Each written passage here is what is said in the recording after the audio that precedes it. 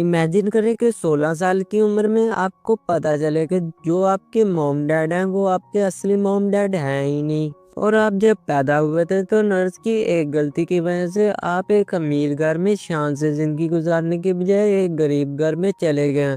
तो आपका कैसा रिएक्शन होगा?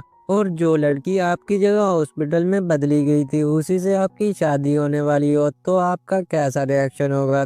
तो ऐसे ही कुछ हाल हमारे मेन कैरेक्टर नागी का। एपिसोड के स्टार्टिंग में हमें उसी हॉस्पिटल को दिखाया जाता है जहाँ नर्स गलती से दो बच्चों की अदला बदली कर देती है और फिर हमें प्रेजेंट के सीन को दिखाया जाता है जहाँ नागी खाना बना रहा होता।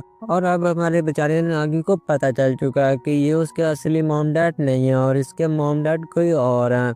नागी किचन में खाना बना ही रहा था कि तभी वहाँ पर नागी की छोटी सिस्टर आ जाती है। और मैं आपको बता दूं कि ये नागी की असली सिस्टर नहीं है बल्कि सौतेली है और इसका नाम सांची है। और सांची नागी से कहती है कि अगर खाना बना ही रहे हो तो मेरे लिए भी खाना बना देना। जिस पर नागी मना करते हुए कहता है कि मैं तुम्हारे लिए खाना क्यों बनाऊं, खुद बना लो अपने लिए खाना। और सांची नागी को चिढ़ते हुए वहां से चली जाती है। और दूसरी तरफ नागी के मॉम डैड नागी के रियल मॉम डैड से मिलने के लिए होटल जा रहे होते हैं और वो नागी से भी कहते हैं कि वो शाम को जल्दी होटल आ जाए। जिस पर नागी कहता है कि ठीक है मैं शाम को होटल में आ जाऊंगा। और फिर उनके जाने के बाद नागी यूनिफॉर्म पहनकर लाइब्रेरी पढ़ने के लिए जा रहा होता है कि तभी सांची नागी से कहती है कि नागी अब तुम्हें तुम्हारे असली मॉम डैड मिल गए हैं तो क्या तुम हमें छोड़कर उनके पास चले जाओगे?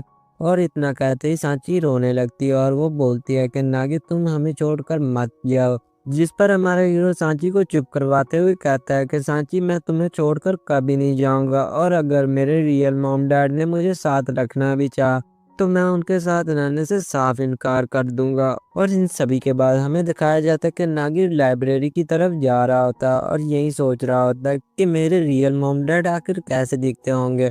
लेकिन जब नागी लाइब्रेरी जाने के लिए पुल की तरफ से जा ही रहा होता है कि तभी नागी देखता है कि पुल के ऊपर तो एक लड़की चढ़ी हुई है। पहले तो नागी उस लड़की को देखकर मन में बहुत खुश हो रहा होता है कि फिर नागी जोर जोर से चिल्लाने लगता है और चिल्लाते हुए कहता है कि रुक जाओ, इस पुल से गिरकर अपनी जान मत दो। और वो लड़की भी नागी को इस तरह चिल्लाता देखकर डर जाती है और डरने की वजह से उस लड़की के पैर स्लिप हो जाते हैं। और जब वो लड़की नीचे गिरने वाली होती है कि नागी उसे नीचे गिरने से बचा लेता है, लेकिन गलती से नागी लड़की के मेन पार्ट पर टच कर लेता है और इस मूवमेंट पर लड़की गुस्सा होकर नागी को एक थप्पड़ रिसीव कर देती है। और वो नागी को बताती है कि वो पुल से सुसाइड नहीं कर रही थी बल्कि वो तो सोशल मीडिया के लिए वीडियो बना रही थी। और वो ये भी नागी को बताती है कि इसके सोशल मीडिया पर बहुत से फॉलोअर्स हैं। इस पर नागी कहता है कि ये तो बहुत अच्छी बात है और वो सोचने लगता है कि ये लड़की कोई बहुत बड़ी स्टार तो नहीं, शक्ल तो वैसी देखी देखी लग रही है। फिर वो लड़की नागी को बताती है कि ये वीडियो तो सिर्फ मैं अपनी फैमिली की वजह से बना रही थी क्योंकि वो मेरी शादी करना चाहते हैं लेकिन मैं इस शादी से राजी नहीं हुई, इसलिए मैं उस शादी को रोकना चाहती हूँ। ये सुनकर नागी शॉक हो जाता है और नागी कहता है कि यकीन नहीं होता कि इतनी छोटी उम्र में भी लोग शादी का सोचने लगते हैं। तो क्या तुम्हारी और मेरी जिंदगी एक जैसी है? जिस पर वो लड़की थोड़ा सा चौंक जाती है और वो लड़की नागी से पूछती है कि वो कैसे भला? जिस पर हमारा हीरो उस लड़की को अपनी पूरी कहानी बताने लगता है कि किस तरह वो एक नर्स की गलती की वजह से किसी दूसरी फैमिली का हिस्सा बन गया। जिसे सुनकर वो लड़की भी कहती है कि तुम भी मेरी जैसे प्रॉब्लम से गुजर रहे हो। और फिर वो लड़की नागी को अपना नाम बताती है और हमें पता चलता है कि इस लड़की का नाम अकारी अमानो है। अकारी नागी से कहती है कि तुम आज से मेरे बॉयफ्रेंड हो। ये सुनकर हमारा नागी थोड़ा सा कंफ्यूज हो जाता है और वो बोलता है कि तुम्हारी जैसी इतनी रिच लड़की भला मेरी गर्लफ्रेंड क्यों बनेगी? फिर अकारी कहती है कि नहीं, तुम मेरे सिर्फ झूठ मूठ के बॉयफ्रेंड बनोगे ताकि तुम्हें देखकर मेरी फैमिली मेरी शादी करने से रुक जाए और फिर मैं अपनी जिंदगी सुकून से गुजार सकूं। ये सुनकर हमारा नागी कहता है कि तुम्हारा प्लान तो बहुत अच्छा है लेकिन इसमें एक चीज मिस है। अकारी नागी से पूछती है कि भला वो क्या चीज है? जिस पर नागी कहता है कि वो ये है कि मैं ऐसे प्लान में तुम्हारा साथ नहीं दूंगा। अकारी नागी से पूछती है कि आखिर क्यों तुम मेरा साथ नहीं दोगे? नागी कहता है कि मेरे पास इन फालतू कामों के लिए टाइम नहीं है और वैसे भी आज मैं अपने रियल मॉम डैड से मिलने जा रहा हूँ तो प्लीज अगर तुमने शादी नहीं करी तो लड़के को साफ मना कर दो। इस बात पर अकारी कहती है कि अगर ये इतना आसान होता तो मैं तुमसे मदद क्यों मांगती। लेकिन नागी कहता है कि वो तुम्हारा मसला है और नागी वहां से जाने लगता है। लेकिन तभी अकारी नागी को मेन पार्ट वाली वीडियो दिखाकर ब्लैकमेल करने लगती है, जहाँ नागी ने अकारी को टच किया था। अकारी बोलती है कि अगर तुम चाहो तो मैं इस वीडियो को तुम्हारे स्कूल में पोस्ट कर सकती हूँ। इस पर नागिन डर जाता है और चिल्लाते हुए कहता है कि प्लीज ऐसा मत करना, अगर तुम इस वीडियो को मेरे स्कूल में पोस्ट कर दोगे तो मुझे वो स्कूल से निकाल देंगे, और अगर ये वीडियो मेरे रियल मॉम डैड को मिल गई तो भला वो मेरे बारे में क्या सोचेंगे। ये सुनकर अकारी कहती है कि तो क्या तुम मेरा साथ दोगे, और आखिर में नागी को अकारी की बात माननी पड़ती है। और फिर नागी अकारी से पूछता है कि मुझे तुम्हारे लिए क्या करना होगा मिस। इस पर अकारी नागी से कहती है कि बॉयफ्रेंड गर्लफ्रेंड के साथ क्या करता है ये भी तुम्हें नहीं मालूम। जिस पर नागी कहता है कि भला मुझे कैसे मालूम होगा, मैंने सारी जिंदगी किताबों पर ही गुजार दिया, इसलिए मैंने आज तक किसी के साथ डेट भी नहीं की है। ये सुनकर अकारी बोलती है कि तुम मजाक कर रहे हो, और फिर अकारी मोबाइल पर कुछ सर्च करने लगती है। नागी अकारी से पूछता है कि तुम इतनी देर से क्या सर्च कर रही हो। जिस पर अकारी कहती है कि मैं ये सर्च कर रही हूँ कि आखिर बॉयफ्रेंड गर्लफ्रेंड के साथ क्या करता है। और थोड़ी देर बाद अकारी नागी से कहती है कि मोबाइल पर तो ये दिखा रहे हैं कि हमें एक दूसरे के साथ करना होगा। ये सुनकर नागी शॉक हो जाता है और वो पूछता है कि आखिर क्या करना होगा, और वो फिर अकारी का मोबाइल छीनने लगता है कि वो देख तो सके कि अकारी इतनी देर से क्या सर्च कर रही है। लेकिन मोबाइल के छीनने में दोनों की एक और अजीब सी फोटो निकल आती है, और अकारी नागी से कहती है कि देखो तुम्हारी वजह से एक और हमारी अजीब सी फोटो निकल आई है। लेकिन तभी नागी अकारी को एक आइडिया देता है कि तुम यही फोटो ही अपने मॉम डैड को क्यों नहीं दिखा देती, इससे उन्हें भी पता चल जाएगा कि तुम्हारे पास एक बॉयफ्रेंड है, और फिर वो तुम्हारी शादी का ख्याल दिल से निकाल देंगे। अकारी नागी की ये बात सुनकर खुश हो जाती है और नागी से कहती है कि तुम्हारा प्लान तो बहुत अच्छा है, लेकिन हम इस फोटो में बहुत अजीब लग रहे हैं, और मुझे अपने मॉम डैड को हमारी एक अच्छी फोटो भेजनी है ताकि हमें एक साथ देखकर वो मेरी शादी का ख्याल दिल से निकाल दें। इसलिए हमें एक और फोटो खींचनी चाहिए। और फिर से वो दोनों एक साथ फोटो खींचने लगते हैं, लेकिन इस फोटो में भी वो कुछ खास अच्छे नहीं दिख रहे होते। और फोटो देखकर कारी बोलती है कि इस फोटो को देखकर मुझे तो लग रहा है कि जैसे मैंने किसी अजनबी के साथ फोटो खिंचवाई है। इस पर नागी कहता है क्योंकि मैं एक सच में अजनबी हूँ, और कारी नागी को लेकर एक महंगे और शॉपिंग मॉल में चली जाती है, जहाँ कारी नागी को अलग अलग कपड़े चेक करवा रही होती है, लेकिन नागी पर कोई भी कपड़े अच्छे नहीं लग रहे होते। तो फाइनली कारी नागी को अपने जैसे ही कपड़े पहना देती है, जिन्हें पहनकर नागी बहुत एम्बेरस फील कर रहा होता है। लेकिन कारी नागी से कहती है कि तुम अपने बारे में इतना मत सोचो, तुम इन कपड़ों में बहुत अच्छे लग रहे हो। ये सुनकर नागी भी थोड़ा सा मुस्कुरा देता है, और फिर कारी कपड़ों का बिल पे करने के लिए चले जाती है, और नागी कपड़ों की कीमत देखकर शॉक हो जाता है और बोलता है कि इतने महंगे कपड़े, इतने तो मेरे पास पैसे भी नहीं है। लेकिन अकारी नागी से कहती है कि ये कपड़े मेरी तरफ से तुम्हें गिफ्ट हैं। और फिर नागी अकारी की तरफ देखकर सोचने लगता है कि ये लड़की कितनी ज्यादा रिच है, और वो दोनों कपड़े खरीदकर शॉपिंग मॉल से बाहर आ जाते हैं। बाहर आने के बाद दोनों फिर से एक साथ फोटो खिंचवाने लगते हैं, लेकिन इन कपड़ों में भी वो कुछ खास अच्छे नहीं दिखते।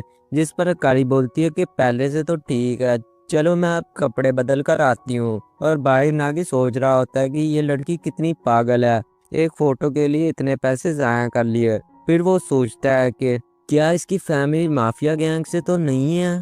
और अकारी के आने के बाद नागी अकारी से उसकी फैमिली के बारे में पूछने लगता है कि तभी अकारी उसे बताती है कि उसकी मॉम डैड एक बड़े होटल के मालिक हैं। ये सुनकर नागी सुकून का सांस लेता है और मन में सोचने लगता है शुक्र है इसकी फैमिली माफिया गैंग से नहीं है। और वो अकारी से कहता है कि फिर तुमने ऐसे कपड़े क्यों पहने। जिस पर अकारी कहती है कि मैंने सोचा अगर तुम अच्छे दिखोगे तो शायद मेरे मॉम डैड तुम्हें मेरा बॉयफ्रेंड मान ले, लेकिन हम किसी भी फोटो में अच्छे नहीं लग रहे हैं।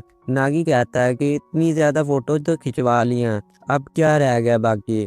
अकारी बोलती है कि एक ऐसी फोटो जो हमें एक दूसरे के करीब दिखाए, हमें उस खुशी के पल का एहसास करवाए, इसलिए मैं फोटो को इतना ज्यादा एडिट भी नहीं करती हूँ ताकि मैं उस खुशी के पल का एहसास कर सकूं। फिर अकारी नागी से बोलती है कि मुझे लगता है कि मुझे यही फोटो ही अपने मॉम डैड को भेज देनी चाहिए।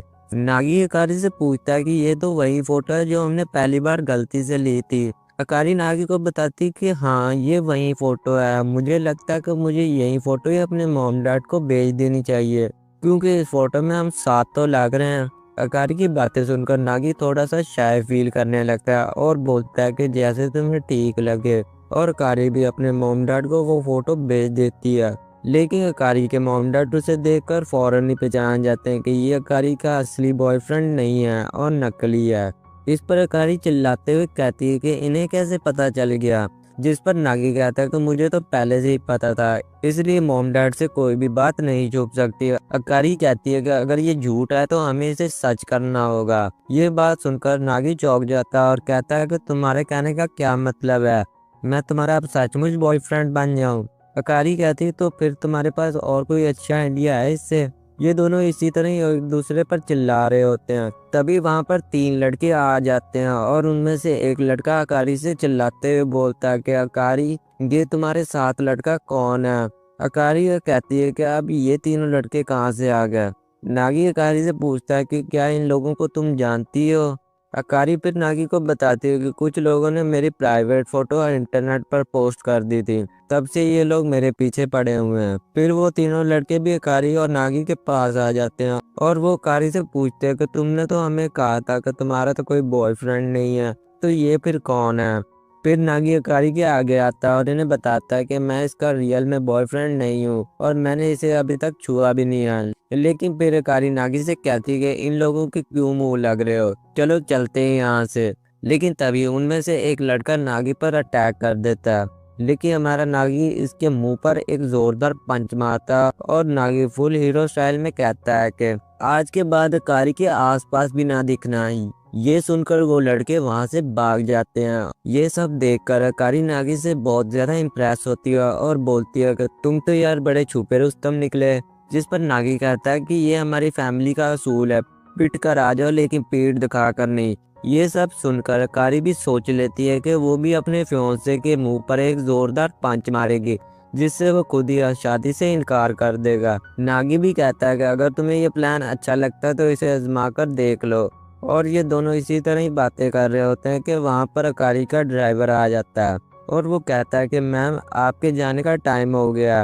अकारी जब गाड़ी में बैठकर जाने ही वाली होती है तभी वो नागी से कहती है कि नागी तुम्हारे साथ आज मुझे बहुत मज़ा आया, शायद हम फिर कभी ना मिले। और फिर वो आगे नागी से कहती है कि काश नागी मेरी शादी तुमसे हो रही होती।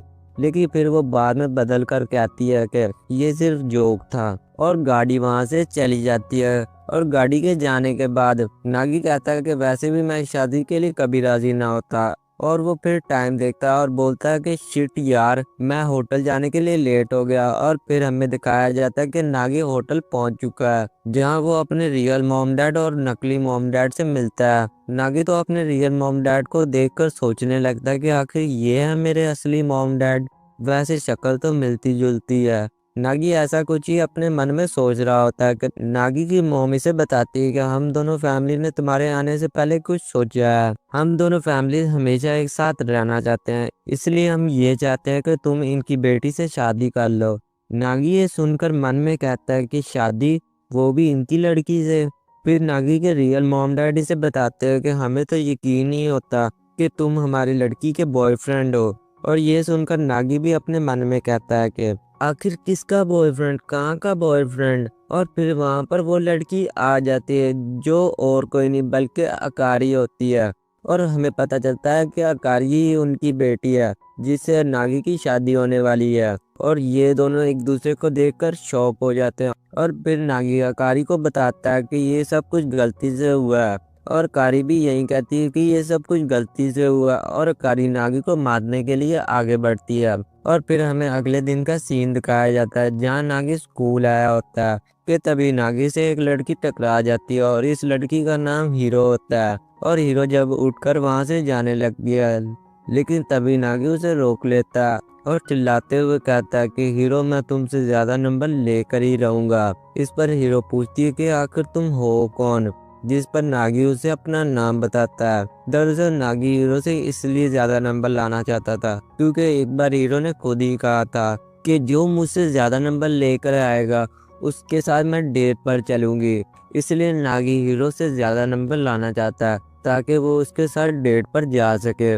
और हमें फिर सांची को दिखाया जाता है जो सोचती है कि नागी तो मेरा रियल ब्रदर है नहीं, तो क्या मैं उसके साथ भी। और फिर हमें अकारी को दिखाया जाता है जो सोचती है कि तो क्या नागी मेरा फियोंसे है।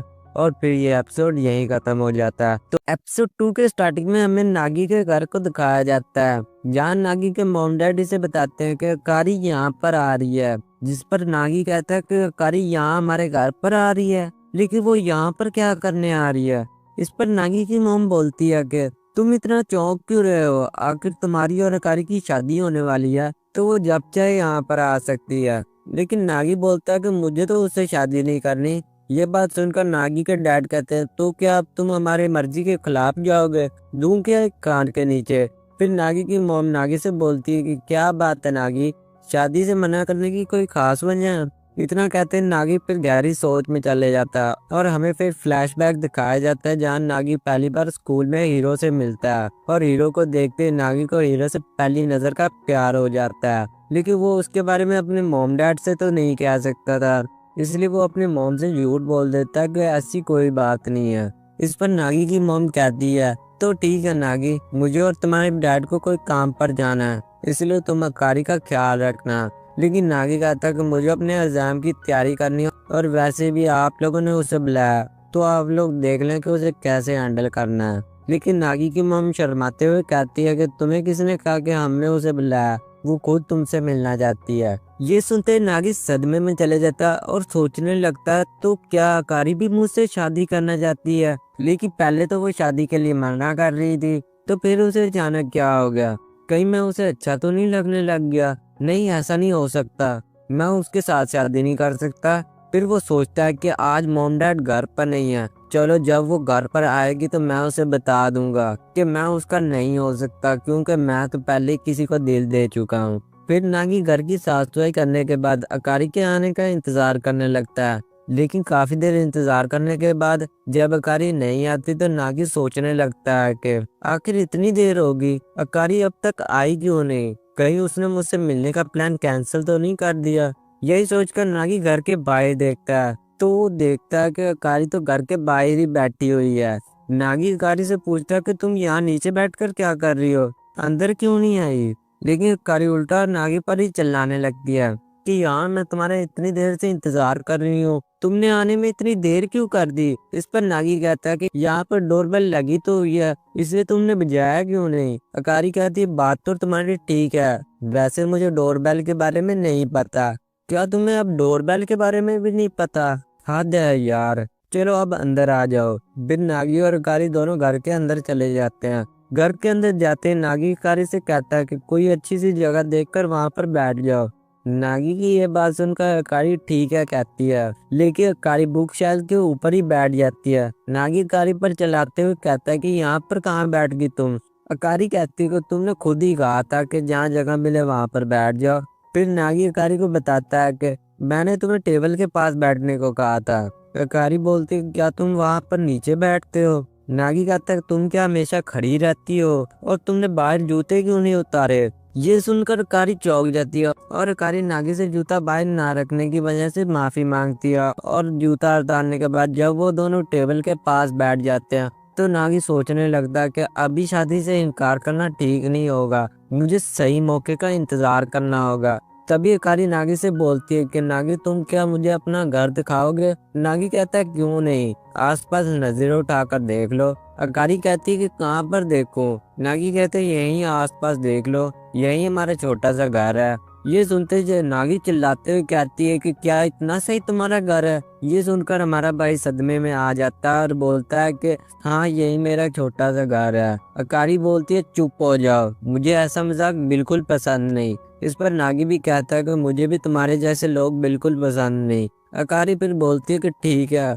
दिखाओ मुझे अपना घर। नागी फिर अकारी को अपना घर दिखाने लगता है। ये हमारा किचन है, ये हमारा बाथरूम है, ये मेरा और सांची का रूम है। और घर देखने के बाद अकारी नागी का शुक्रिया अदा करती है। नागी फिर सोचने लगता है कि यही मौका अच्छा है, शादी से इससे इनकार कर देता हूँ, वरना ये लड़की तो मेरी पूरी जिंदगी खराब कर देगी। नागी अकारी से शादी से इनकार करने ही वाला होता है कि तभी अकारी नागी से बोलती है कि नागी अब तुम्हें मेरे साथ चलना होगा। नागी तो ये सुनकर सोचने लगता है कि अब ये लड़की मुझे कहाँ पर ले जाने लगी है। और फिर हमें दिखाया जाता है कि नागी और अकारी के घर के गेट के बाहर होते हैं। और नागी तो अकारी का घर देखकर ही सदमे में आ जाता है। नागी अकारी से पूछता है कि क्या इतना बड़ा तुम्हारा घर है। अकारी कहती है कि हाँ, यही हमारा घर है और इसके अलावा भी हमारे 2 और घर हैं। 3 घर। ये सुनकर नागी तो शौक में आ जाता और फिर अकारी नागी को अपना घर दिखाने लगती है। नागी अकारी का घर देखने के बाद समझ जाता कि आखिर अकारी मेरे घर को देखकर इतना चौंक क्यों रही थी, क्योंकि वो तो बंगलों में रहती है, तो उसे हमारा इतना छोटा घर भला कैसे पसंद आता।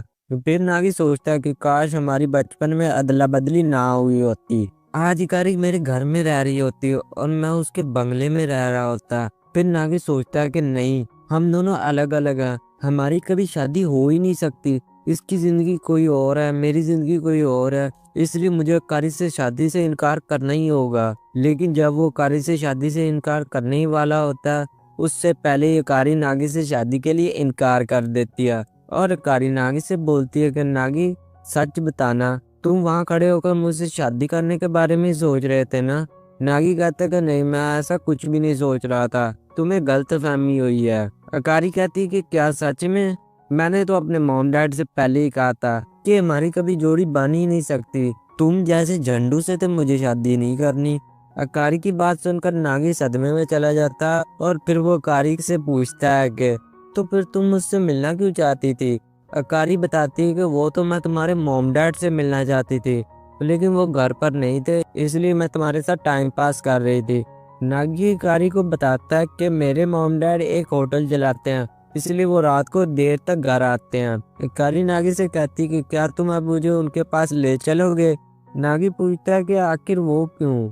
अकारी बोलती है क्योंकि मैं उनसे एक जरूरी बात करना चाहती हूँ। इन सभी बातों के बाद फिर हमें नागी के मॉम डैड का होटल दिखाया जाता है, जहाँ नागी और अकारी आए होते हैं और नागी के मॉम डैड अकारी का वेलकम करते हैं। अकारी और नागी के टेबल पर बैठने के बाद अकारी होटल के आसपास देखने लगती है और नागी तो सोचने लगता है कि कहीं ये सही मौके का इंतजार तो नहीं कर रही ताकि वो मेरे मॉम डैड से शादी से इनकार कर सके। कि तभी अकारी खड़ी होती है और बोलती है कि मुझे शादी नहीं करनी। इस पर नागी के मॉम डैड कहते हैं कि अब तो बेटा कुछ नहीं हो सकता।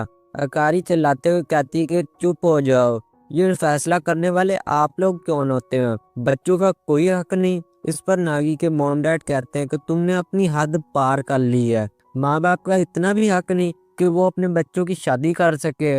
और फिर इनके दरमियान चीजों की फाइट होने लगती है और ये सब कोई नागी बेचारा बैठकर देख रहा होता है। कि तभी अकारी नागी से कहती है कि क्या तुम बहरे हो गए हो। तो तभी हमें पता चलता है कि नागी तो सिर्फ सपना देख रहा था और अकारी तो सिर्फ इतनी देर से नागी से टॉयलेट के बारे में पूछ रही थी।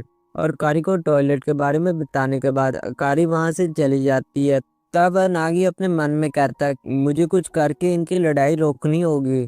और जब अकारी टॉयलेट से वापस आती है तब वहां पर होटल में बैठे 2 अजीब से लोग अकारी को देखकर बोलते हैं कि वाह, यहाँ पर होटल पर तो कुछ नए लोग आए हैं। इस पर नागी के मॉम डैड इन्हें बताते हैं ये नागी की मंगेतर है और बहुत जल्द इनकी शादी होने वाली है। इस पर वो दोनों अजीब से दिखने वाले लोग भी इन्हें बेस्ट ऑफ लक कहते हैं। लेकिन नागी उन्हें कुछ बोलने से पहले ही वो सांची को देखता है और सांची से इस सिचुएशन को संभालने की रिक्वेस्ट करता है, लेकिन सांची अपना मुंह दूसरी तरफ कर लेती है। ये देखकर नागी को बहुत गुस्सा आता है और अब नागी के मॉम डैड अकारी के आगे खाना रख देते हैं और वो बार बार अकारी से यही पूछते हैं कि बेटा तुम्हें खाना कैसा लगा, बेटा तुम्हें खाना कैसा लगा। लेकिन दूसरी तरफ नागी तो यही सोच रहा होता है कि अब अकारी ज्वालामुखी बनकर फटने वाली है। कि तभी अकारी अपनी जगह से उठती है और नागी डर जाता है और अकारी से बोलता है कि अकारी क्या हुआ तुम्हें, शांत हो जाओ, कुछ नहीं हुआ। लेकिन अकारी बोलती है कि मैं अपने घर जा रही हूँ और अकारी वहां से भाग जाती है और इसके पीछे नागी भी अकारी का पीछा करने लगता है। और जब वो दोनों भाग रहे होते हैं नागी अकारी से पूछता है कि अकारी क्या हुआ तुम्हें, तुमने तो मेरे मॉम डैड से बात करनी थी। तभी अकारी पुल पर रुक जाती है और अकारी रोने लगती है और बोलती है कि मेरे रियल मॉम डैड कितने अच्छे हैं, वो मेरे इतना ख्याल रख रहे थे, मैं उनके सामने ये तो नहीं कह सकती थी ना कि मैं शादी नहीं करना चाहती। और कारी इसी तरह ही रोने लगती है कि तभी नागी कहता है कि तुम्हें इतने परेशान नहीं होना चाहिए, मेरे मॉम डैड वैसे ही बहुत अच्छे हैं, तो चलो अपने आंसू पूछ लो। और अब हम वापस चलते हैं और दोनों वापस होटल आ जाते हैं और इन दोनों को साथ देखकर नागी की मॉम इन्हें गले से लगा लेती है और फिर वो साथ बहुत मजा करते हैं। और जब कारी अपने घर जाने वाली होती है तभी नागी के मॉम डैड कहते हैं कि बेटा इतनी रात हो गई, तुम कैसे जाओगी। लेकिन कारी बोलती है कि घर में मॉम डैड वेट कर रहे होंगे और नागी भी है ना, वो मुझे घर तक छोड़ देगा। ये सुनकर नागी भी चौंक जाता है और अपने मन में कहता है कि और अब मुझे इसे घर तक भी छोड़कर आना होगा। और तभी हमें दिखाया जाता है कि वो रास्ते में चल रहे होते हैं कि अचानक कारी नागी से पूछती है कि नागी तुम मुझे इतनी देर से कुछ कहना चाहते थे। नागी कहता है नहीं, मैं तुमसे कुछ नहीं कहना चाहता था। और दोनों इसी तरह ही बातें कर रहे होते हैं कि तभी कारी के डैड वहाँ गाड़ी लेकर आ जाते हैं और कारी अपने डैड को देखकर बोलती है कि डैड आप मुझे इतनी दूर लेने के लिए आ गए। कारी के डैड कहते हैं वो कोई बात नहीं है, और सुनाओ कैसे चली तुम्हारी डेट। ये सुनकर दोनों घबरा जाते हैं और बोलते हैं कि नहीं डैड ऐसी कोई बात नहीं है, हम तो सिर्फ दोस्त हैं। लेकिन कारी के डैड कहते हैं कि हर नए रिश्ते की शुरुआत इस तरह ही होती है, तुम्हारी भी ऐसे ही हुई है, तो ऐसी कोई बड़ी बात नहीं है मेरे बच्चों। चलो गाड़ी में बैठ जाओ, अब तुम्हें मैं एक खास जगह पर लेकर जाऊंगा। ये सुनकर दोनों गाड़ी में बैठ जाते हैं और अकारी के डैड इन्हें एक बड़े से घर के सामने ले जाते हैं और वो दोनों अकारी के डैड से पूछते हैं कि ये कौन सी जगह है और हमें यहाँ पर क्यों लेकर आए हैं डैड। फिर अकारी के डैड इन्हें बताते हैं कि आज से तुम इस घर में 2 हफ्तों के लिए रहोगे। ये सुनकर दोनों शॉक हो जाते हैं और ये एपिसोड यही खत्म हो जाता है। एपिसोड 3 के स्टार्टिंग में हमें नागी और अकारी के नए घर को दिखाया जाता है जहाँ कारी के डैड इन्हें 2 हफ्तों के लिए छोड़कर गए होते हैं। लेकिन नागी तो बेचारा यही सोचकर परेशान होता है कि अगर मैं कारी के साथ इस लग्जरी अपार्टमेंट में कैसे रहूंगा।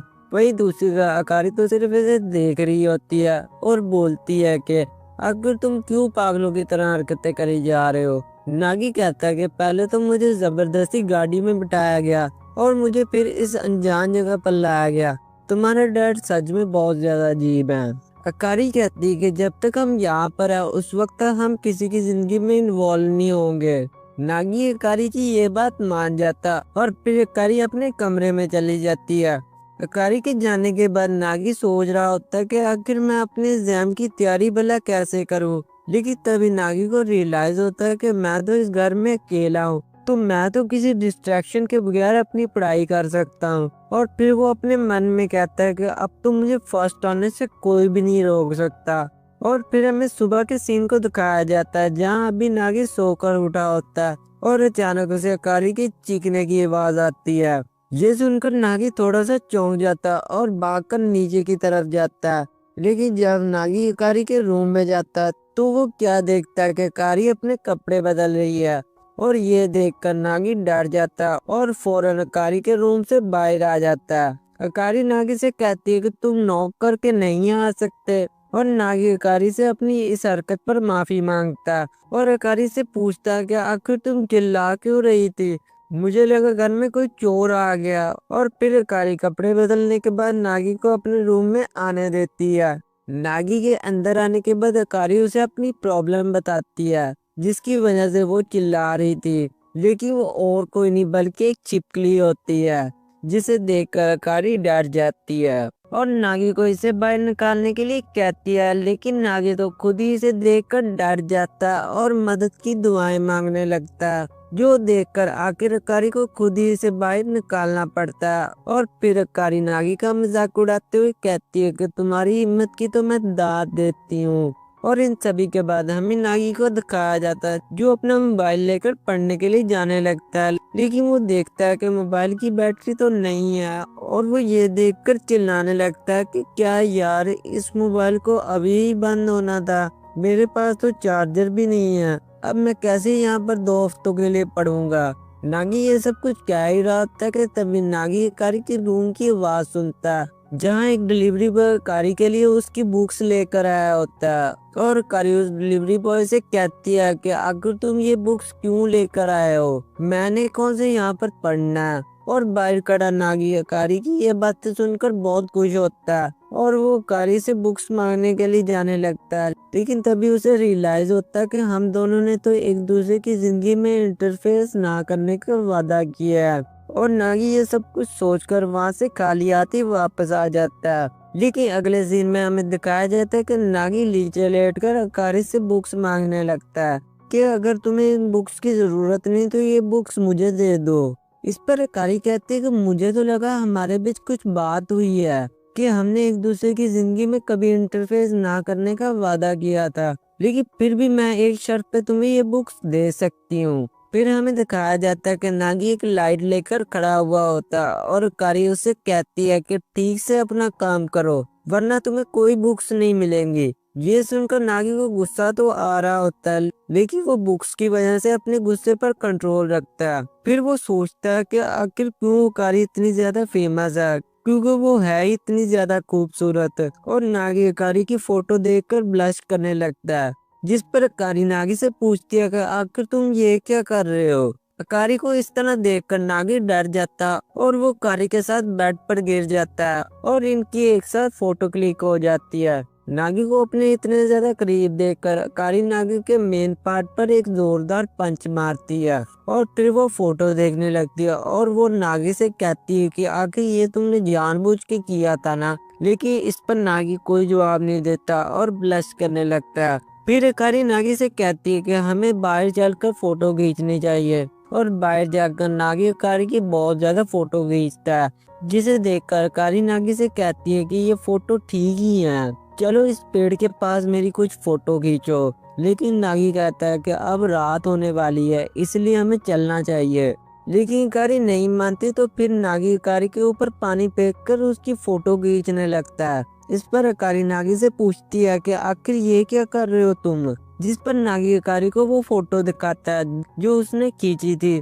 कारी उस फोटो को देखकर हैरान हो जाती है और नागी से पूछती है कि आखिर ये तुमने कैसे किया। नागी कहता है देखा मेरा कमाल। और फिर कारी नागी से ऐसी और फोटो खींचने के लिए कहती है, लेकिन नागी कारी की और फोटो खींचने से मना कर देता है। तो कारी नागी के ऊपर पानी फेंकने लगती है और फिर वो दोनों एक साथ खेलने लगते हैं, जिस पर कारी को काफी ज्यादा मजा आ रहा होता है। और फिर हमें नागी को दिखाया जाता है जो एक जगह बैठकर सोच रहा होता है कि मेरा आज का दिन भी बर्बाद हो गया।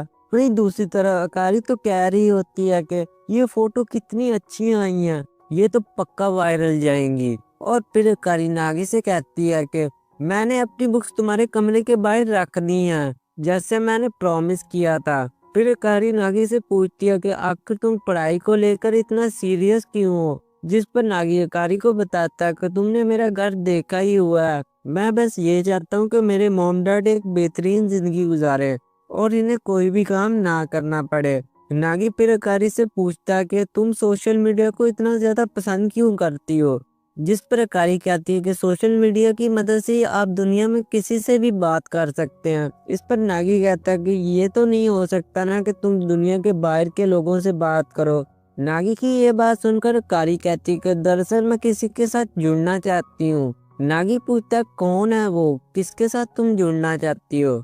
कारी फिर बोलती है कि मुझे तो लगा हम एक दूसरे के मामले में कभी इंटरफेस नहीं करेंगे। इसके बाद नागी कारी के लिए खाना बनाने लगता है, जिसे देखकर अकारी बहुत खुश होती है और खाना खाने के बाद अकारी नागी को बताती है कि आज सुबह मुझे एक पार्सल आया था। दरअसल उस पार्सल में नागी की बुक्स होती हैं और ये सुनकर नागी कहता है कि ये बात तुम मुझे सुबह नहीं बता सकती थी, खामखा मेरा पूरा दिन जाया कर दिया। लेकिन दूसरी तरफ नागी खुश भी हो रहा होता है कि सांची ने उसकी सारी बुक्स भेज दी हैं।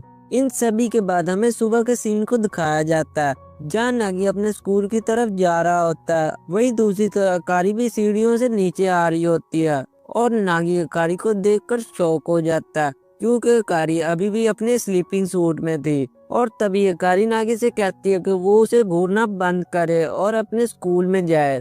नागी के स्कूल में आने के बाद वहाँ के स्टूडेंट नागी के बारे में ही बात कर रहे होते हैं कि ये वही लड़का है ना जिसने हीरो से चैलेंज किया था, और ये भी कहते हैं कि ये हमेशा क्लास में सेकंड आता है और हीरो हमेशा फर्स्ट आती है। वहीं दूसरी तरफ नागी इनकी बातें सुनकर अपने मन में कहता है कि मुझे कुछ भी करके हीरो से ज्यादा नंबर लाने ही होंगे। तभी मैं उसका बॉयफ्रेंड बन सकूंगा। और शायद हीरो का बॉयफ्रेंड बनने के बाद मेरे पेरेंट्स कारी से मेरी शादी कैंसिल कर दे। इसके बाद नागी अपना लॉकर को खोलता है, जिसमें उसे हीरो का लेटर मिलता है। इस लेटर में ये लिखा होता है कि नागी, तुम स्कूल खत्म होने के बाद छत पर मुझे मिल सकते हो। नागी उस लेटर को पढ़कर सोचने लगता है कि ये सब कुछ किसने किया होगा, लेकिन तभी वो हीरो को देखता है जो उसे छुपकर देख रही होती है। नागी जब उसे देखता है तो हीरो डर जाती है और वहां से भाग जाती है। क्लासरूम में भी हीरो बार बार नागी को ही देख रही होती है, जिसे देखकर नागी सोचने लगता है कि क्या ये सच है या मेरा कोई वहम है। और इसके बाद लंच टाइम हो जाता है और नागी आराम से खाना खाने ही लगता है कि तभी वहां पर 3 लड़के आ जाते हैं और वो नागी से कहते हैं कि क्या बात है नागी, हमने सुना कि तुमने क्लास टॉपर को सरेआम ही चैलेंज कर दिया है। हमें तुम पर यकीन है, तुम ज्यादा नंबर लेकर ही आओगे, हमारी नाक ना कटाना बस। और इतना कहते वो तीनों लड़के वहां से चले जाते हैं। और उनके जाने के बाद नागी सोचने लगता है कि क्या ये लोग मेरा मजाक उड़ा रहे थे। कि तभी वहां पर 2 लड़के और आ जाते हैं और वो नागी की तारीफ करने लगते हैं कि क्या बात है नागी, तूने हीरो को तो सीधा सीधा ही चैलेंज कर दिया। वैसे ये करके तूने बड़ी बेवकूफ़ी की है, लेकिन अब चैलेंज कर ही दिया तो हम तुम्हारा फुल सपोर्ट करेंगे। और वो लड़के भी इतना कहकर वहां से चले जाते हैं। इनके जाने के बाद नागी अब सोचता है कि ये दोनों लड़कियां अब कौन है। और इसके बाद नागी सोचता है कि हीरो हमेशा क्लास में फर्स्ट आती है और इसके अलावा वो स्पोर्ट्स में भी बहुत अच्छी है, तो उस जैसी लड़की भला मेरी गर्लफ्रेंड क्यों बनना चाहेगी। और शायद वो मुझे इसलिए बार बार देख रही थी क्योंकि उसे फिक्र हो रही थी कि सभी लोग मेरा मजाक ना उड़ाएं और मैं पागल भला क्या क्या सोचने लगा था। ऐसा कहते ही नागी उस लेटर की तरफ देखने लगता है कि शायद किसी ने मेरे साथ मजाक किया होगा। और नागी उस लेटर को डस्टबिन में फेंक देता है और ये सब कुछ हीरो भी छुपकर देख रही होती है। और इन सभी के बाद नागी को उसके टेस्ट के नंबर बताए जाते हैं, जिसमें नागी ने टॉप किया होता है। और ये देखकर वो हीरो की तरफ देखता है और सोचने लगता है कि हीरो आखिर हार गई। शायद हीरो मेरे मार्क्स के बारे में जानती होगी, इसलिए वो मुझसे मिलना चाहती थी। और फिर वो याद करता है कि उसे हीरो ने क्या कहा था कि उसे ऐसे लड़के पसंद हैं जो इससे ज्यादा स्मार्ट हो। और इसके बाद हीरो छत पर आ जाती है और वहां पर नागी भी होता है। और नागी हीरो से कहता है कि मुझे नहीं लगा था कि उस लेटर को तुमने लिखा है, मुझे लगा किसी ने मेरे साथ मजाक किया। लेकिन हीरो कहती कि मेरी राइटिंग इतनी भी अच्छी नहीं है, क्योंकि मैं इतना जल्दी नहीं लिख पाती जितना जल्दी मैं सोचती हूँ। फिर वो घबराने लगती है कि ये बात मैं तुमसे कैसे कहूँ। इस पर नागी कहता है कि कोई बात नहीं, हालांकि ये बात लड़कों को करनी चाहिए, लेकिन तुम मुझसे अपनी दिल की बात कह सकती हो। तभी हीरो उससे कहती है कि मैं अगले टेस्ट में तुमसे ज्यादा नंबर लेकर ही रहूंगी। मैं एक दिन की छुट्टी पर थी, इसलिए तुम मुझसे आगे निकल गए, वरना इस बार भी फर्स्ट मैं आती। और इतना बोलते ही हीरो वहां से जाने लगता है और पीछे नागी सोचने लगता है कि मैंने क्या सोचा था और मेरे साथ क्या हो गया। ये लड़की कितनी ज्यादा फोकस है अपने गोल पर। फिर नागी कहता है कि ऐसी बात है तो ठीक है, मैं अगले एग्जाम में इससे ज्यादा नंबर लेकर आऊंगा। और इसके बाद नागी घर जाता है और वो घर जाते अपना टेम्परेचर चेक करता है, जिससे उसे पता चलता है कि उसकी तबीयत खराब है। अकारी इस पर कहती है कि वो शायद इस वजह से होगा क्योंकि मैंने तुम्हारे बालों को कल रात गीला कर दिया था। लेकिन नागी इस पर कहता है कि मेरे पास इन फालतू कामों के लिए टाइम ही है अब। लेकिन दरअसल नागी का हल्का हल्का सिर चकरा रहा था, जो देखकर अकारी हंसने लगती है। तभी हमें नागी को दिखाया जाता है, ये अपनी पढ़ाई कर रहा होता है। लेकिन तभी अकारी नागी के कमरे के डोर को जोर जोर से बजाने लगती है, जिस पर नागी अकारी से कहता है कि तुम यहाँ से चली जाओ, मुझे परेशान ना करो। लेकिन वो दरवाजा खोलकर नागी के रूम में आ जाती है, जहाँ अकारी नर्स के सूट में होती है। और ये सब कुछ देखकर नागी अकारी को बाहर निकालकर दरवाजा बंद कर देता है। दूसरी तरफ अकारी कहती है कि तुम अभी हॉस्पिटल में हो और तुम्हें डॉक्टर की बात माननी चाहिए। नागी ये सुनकर कहता है कि तुम सिर्फ डॉक्टर की एक्टिंग कर रही हो। इस पर अकारी कहती है नहीं, मैं तो सिर्फ तुम्हारी ख्याल रखना चाहती हूँ क्योंकि तुम्हारी तबीयत मेरी वजह से खराब हुई है। और इसके बाद कारी को अपने डैड का मैसेज आता है, जिस पर वो कारी से कहता है कि मैं तुम्हारे स्कूल में जा रहा हूँ तुमसे मिलने के लिए। तो फिर कारी को भी लगता है कि मुझे वहाँ से चले जाना चाहिए। ये देखकर नागी सोचता है कि अब मुझे थोड़ी देर शांति तो मिलेगी, और फिर वो पढ़ने लगता है। लेकिन थोड़ी देर बाद उसका सिर चकराने लगता है और एक कारी को किसी के गिरने की आवाज आती है। फिर हमें दिखाया जाता है नागी बिस्तर पर पड़ा हुआ है और इसके साथ अकारी भी बैठी हुई है। अकारी कहती है कि तुम एक नंबर के बेवकूफ हो। नागी अकारी से पूछता है कि उसे हुआ क्या था, जिस पर अकारी उसे बताती है कि तुम बीमारी की वजह से नीचे गिर गए थे और मुझे तुम्हारे रूम से गिरने की आवाज आई थी, तो मैं देखने गई तो तुम जमीन पर पड़े हुए थे।